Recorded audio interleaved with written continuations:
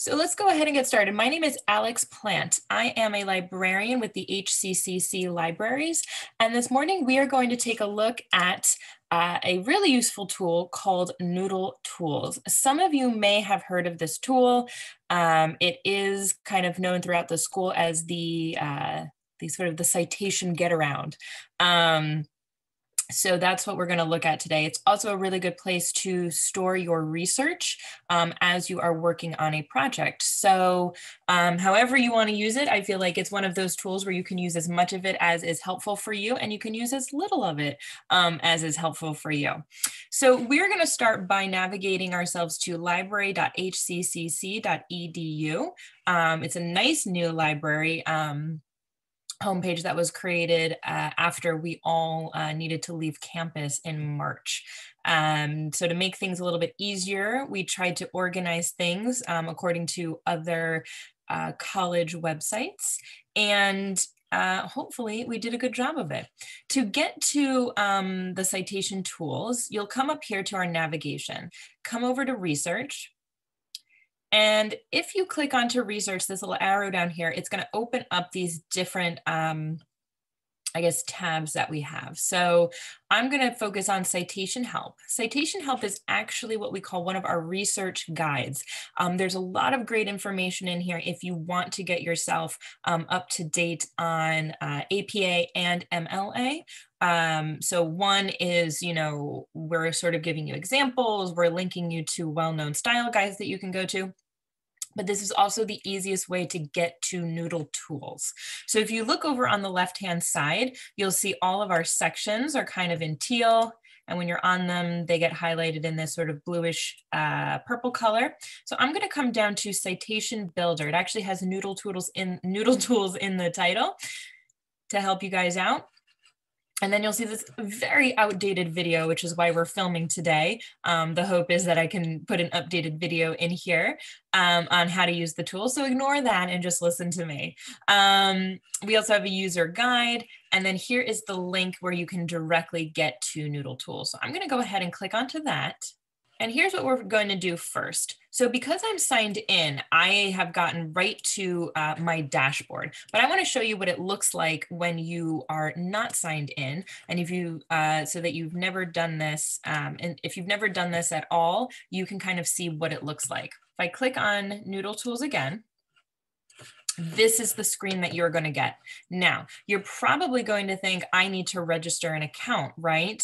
That would be your normal thought. However, every faculty, staff, and student at HCCC actually already has an account with Noodle Tools. All you have to do is activate it. So what you would do is select Microsoft 365, because if you haven't figured it out yet, we are a Microsoft school.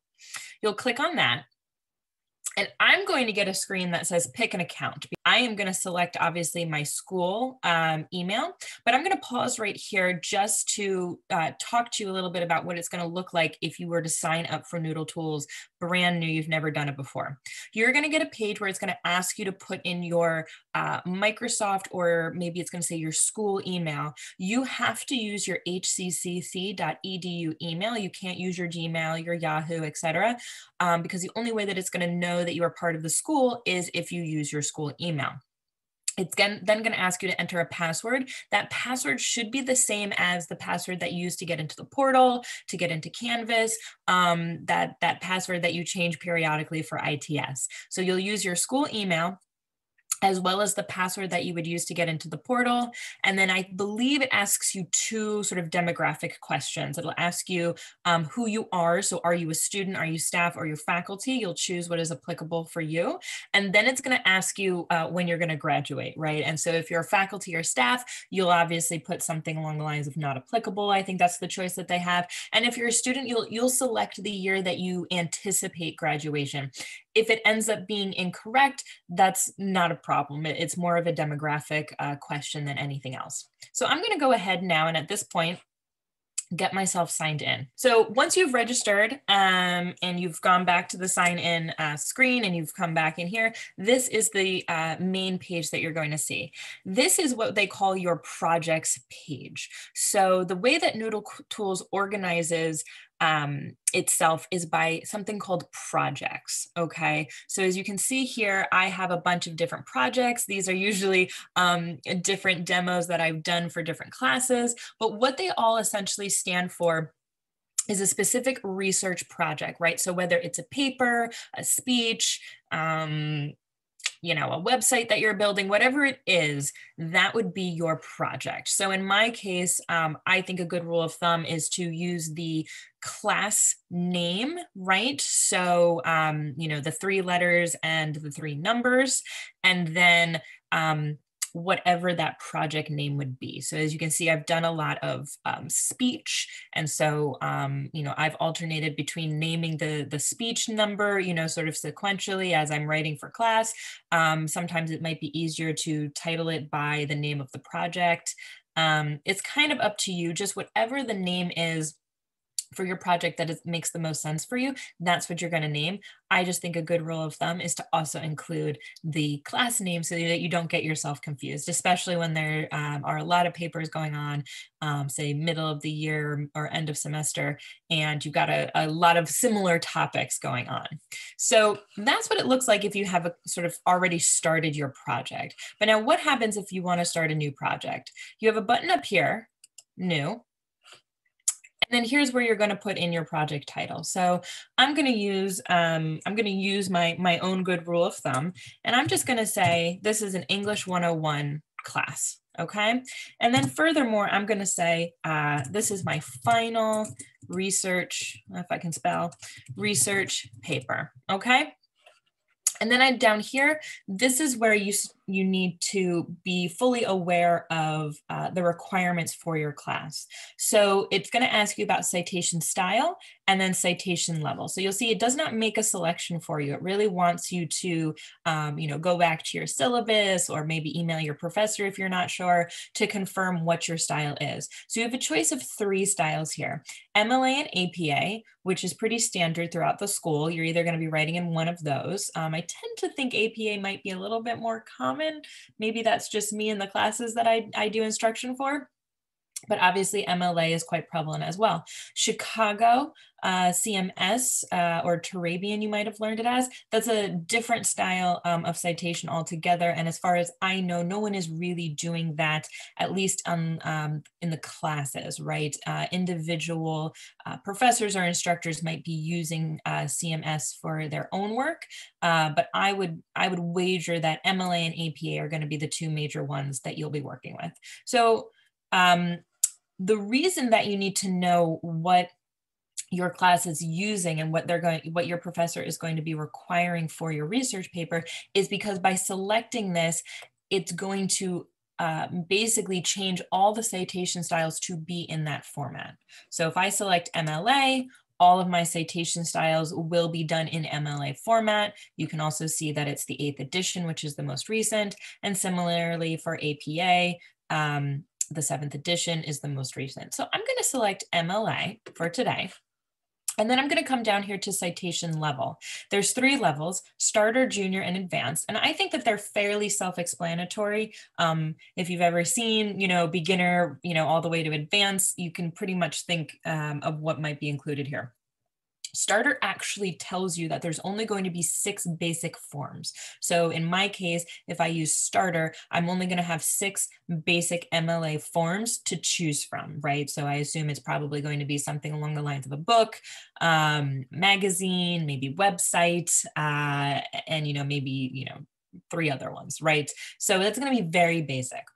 For most college level courses, junior and advanced are going to be what you want to select. Junior is still going to be simplified. So if you are using various source types, and when I say source, I really just mean where you're getting your information from. So if you know that you have things like documentaries, podcasts, radio programs, some animation that you watched, a YouTube video, you might want to actually select advanced because that's going to have the most number of formats that you could use for your citations. Okay, so I'm going to leave it on advanced and then click submit. Very easy, my project now exists. And what's nice about Noodle Tools is it actually moves you sort of down this top navigation as you are using the tool. So the next thing that happens is it takes you to your dashboard. This is the dashboard, the overall look of what's going on in your project. Now, in most cases, we don't really pay a lot of attention to this page when we do library instruction at school. And it's mostly because students are really just looking again for the citation builder, and they're not really concerned with using this tool to hold their research. So I won't spend a ton of time specifically talking about the other tools like the dashboard, like Notecards, like paper, but I do want to mention them just so you know what's available to you. So what you can do here on the dashboard is you can kind of hold information about your research topic here. So as you can see, you have a section where you can put the research question. That can be either something that you created or something that you are taking from a syllabus. You can click it in there so that you've got one place where you can actually see all that. And then you can put in what your thesis is, right? So so you have your research question, and then what is the claim, right? Or the thesis that you are trying to argue for and support. You can put that in there. Furthermore, there is a place where you can sort of access your paper that's connected to this paper up here. I'll be honest with you, I don't really know if I want to keep my paper in Noodle Tools. You probably want to keep that somewhere else, maybe in a Google Doc or Microsoft OneDrive, or maybe you go old school and you just do it in a Word document on your computer. It's all up to you. And then furthermore, there's links that you can add here. This can kind of be, again, anything that's helping you towards your research. All right. These are more collaborative tools down here, so I'm not going to get into them because we don't really use them very much. And then there's a to-do list. If you're really quite organized, you can certainly create one down here. So that is really your dashboard. It's a snapshot of what you're working on and where you are. I'm going to skip over sources just momentarily because that is the meat of what we're going to talk about, and just briefly bring you into Notecards. So if you are someone who likes to take notes on your computer, this could be very helpful for you.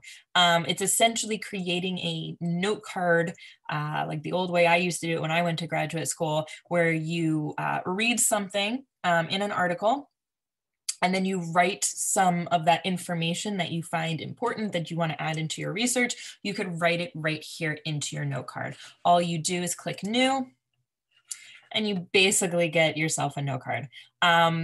It totally depends on what you're interested in. I'm old-fashioned, despite the fact that I'm only 35. I still like to write with pen and paper. So to me, this is a little extra.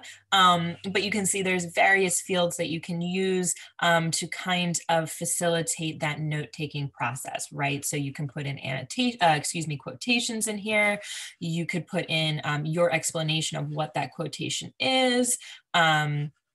And then some ways that you want to tie that quotation into your own research. So it is a very good way to move you through this process of, well, how do I take the information that I read in an article or in a book and then sort of morph it and change it enough that it's not plagiarism, but I'm actually just making an original idea off of the information that I have read. So it is a nice flow if you're new to that practice. It really walks you through that process.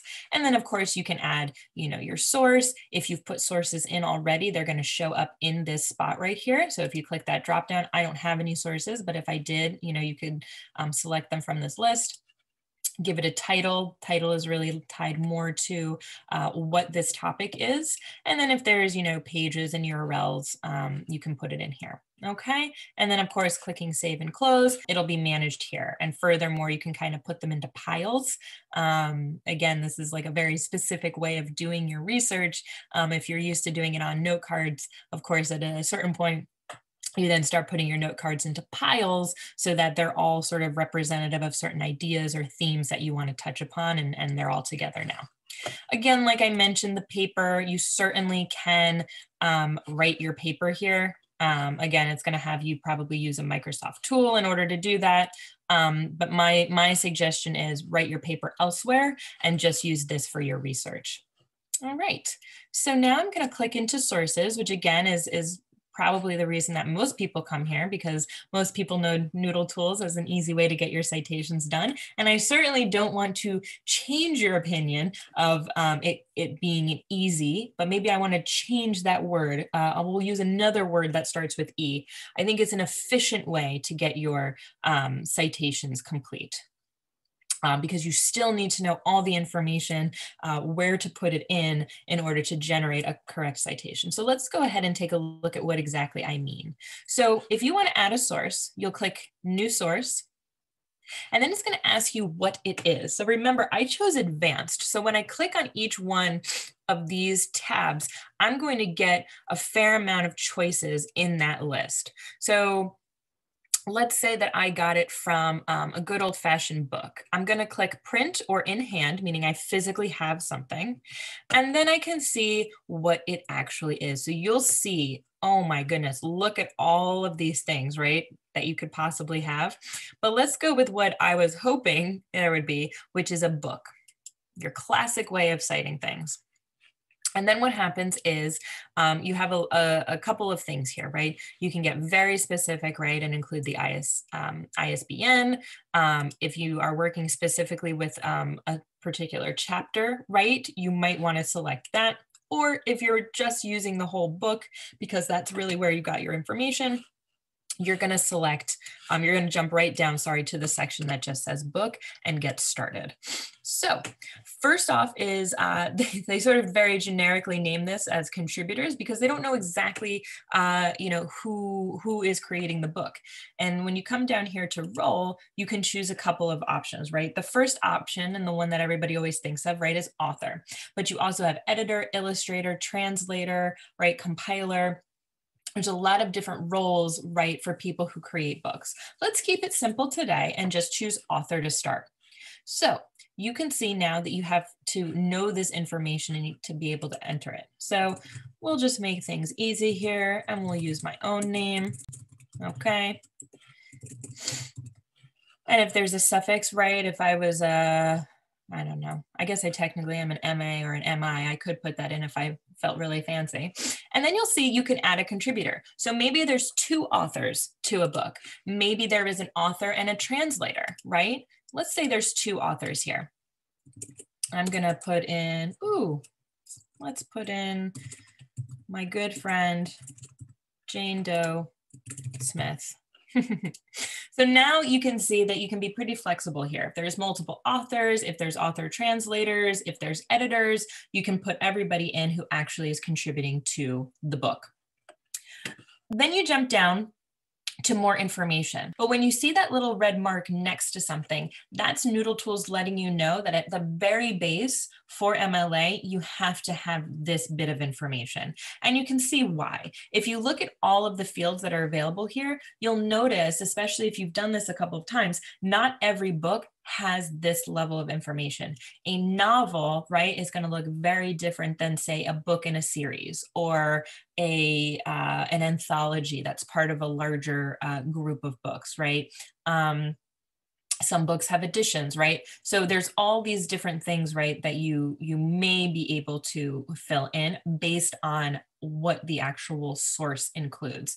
And if you are unfamiliar, you're not sure, you can always ask a librarian to take a look at it. And we certainly can look at it. You could take a picture with your phone, you could email it to us, you could come on to chat and put it as an attachment in chat. We're happy to look. But I say always ask. I do think that it's fairly upfront when something's in a series or is a volume of something, but just in case, come and talk to us. And then, of course, after that, you have your annotation. So if any of you are doing an annotated bibliography, which I know there's a couple of classes that do require that you do an annotated bibliography at some point, this is where you put your annotation, okay? So before we look at that, let's pop back up here and just fill in some additional information. So I'm going to say that I wrote a pretty basic, straightforward book, and I want to show you something.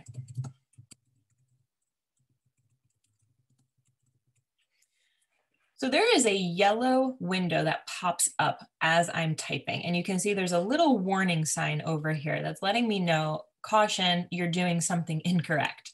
What's great about Noodle Tools is their suggestion, their warning is actually letting you know MLA format, right? So I went to library school. Library school does everything in APA. So I'm very used to writing where only the first letter of a title is capitalized unless there's a proper noun somewhere in the title. MLA, however, is kindly letting me know that the first letter of the words listed here should be capitalized. Okay, so if I go back in and I say, oh, all right, let me fix this, you'll see that little caution sign is going to stay until I fix it. So it's a really nice way to catch and make sure that you're doing all of those very specific formation styles that MLA or APA is asking for. Similarly, if I was writing in APA citation format in Noodle Tools and I wrote my title like this, it would give me a warning that says, you know, only the first letter of the sentence should be capitalized. All right. So let's go down here. Now let's come up with some publisher information because again, if we're doing good citation, even though there's no requirement here, it's always good to have it. This is a very new publication. Let's say this was Plant Publishing. I'm self-published. And publication city. Let's actually say it's Jersey City. J. And edition, series name, you know, there's special cases. Is it a republished book, scholarly edition? You are going to know all of that. All right. Then when you come down here into your annotation section, this is where, again, specifically if you're doing an annotated bibliography, what's actually really nice about Noodle Tools is, let's say you want to put an annotation down here because you are slowly collecting sources for your paper and you kind of just want to remember what this book was about. Your professor didn't actually ask you to do an annotated bibliography, but you just want this annotation so that you can keep track of it. You actually have the choice at the end, when you're done adding your sources, of actually exporting with annotations or without annotations. So don't feel like you can't put the annotation in there because you don't want it to be included in your final version. You have the option of printing with or without. So if you want to use the annotation, I highly encourage you to do it, even if it's not required. So let me just throw a couple lines in here. This book is very good and written for all reading levels. The author is very knowledgeable on the topic,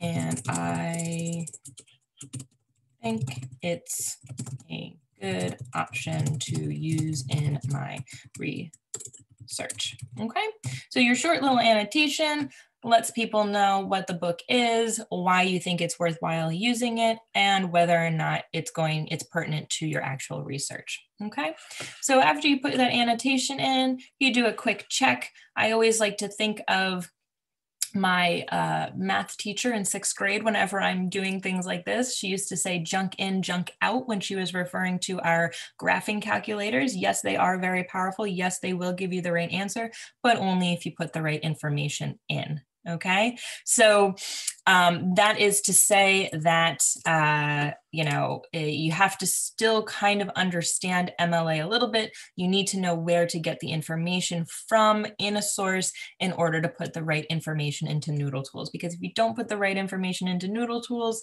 it's still going to be an incorrect citation. So always, always, always, if you have questions about citations, come visit us on chat, write us an email. We're happy to help you. But now I am done. I'm going to hit save. And then let's take a look at what it looks like. So now I'm in my sources and you can see that my media type popped up, right? Here I am. I've got my citation here.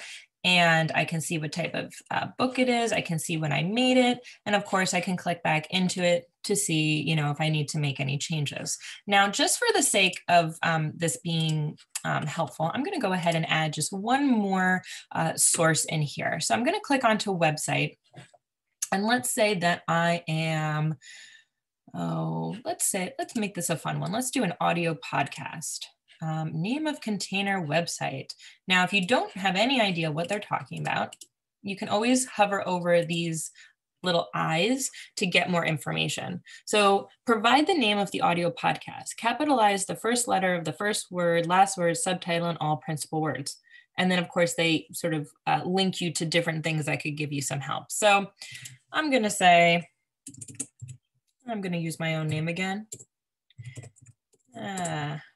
Alex's podcast, okay?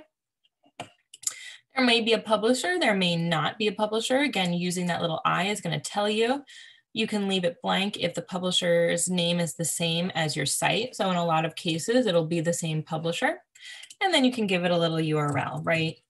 HTTPS : right? You can copy all this stuff, Alex's podcast, from your, directly from your web browser. And when did you access it? So when did you actually listen to the podcast to get the information? If it happens to be today, this is really helpful. You can just click today and it will automatically fill in that information. Title of the podcast: How to Write Citations. And again, you'll notice that we get this little warning sign. So I go back. I believe this is correct now. There we go. And then we'll say it was season 1, episode 1. You might not have that level of information, which is totally okay. Not every podcast is going to have seasons. They probably will all have episode numbers. Audio podcast, yeah.